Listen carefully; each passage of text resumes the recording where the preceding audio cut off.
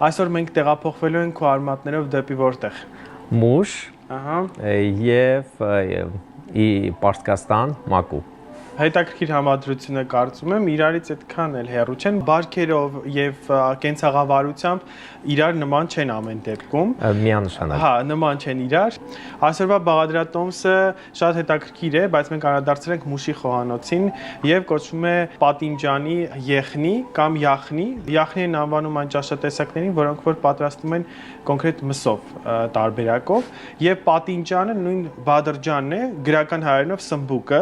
Սմբուկով ճաշ է սա, կիսաջրիկ տարբերակով, շատ հետաքրքիր թանձրուկային հիմք է ստացվում։ Օգտագործելու ենք դրա համար սմբուկ, 2 գլուխ սող, ունենք այստեղ պոմիդոր եւ իհարկե ամենակարևոր բաղադրիչը տահալ կամ նույն ինքը ղավրման։ Յուղ պետք չի այստեղ, որտեղ ամբողջությամբ յուղի մեջ է պատրաստված տահալը, հետեւաբար ավելորդ կլինի այլևս ավելացնել որովհետեւ յուղ կամ ձիթայուղ է դեպքում։ Վերջում ավելացնելու ենք նաեւ ձու վրան եւ համեմունքներից շատ պարզ կարմիր պղպեղ, սև պղպեղ տարբերակն է իհարկե աղ ցանկության դեպքում։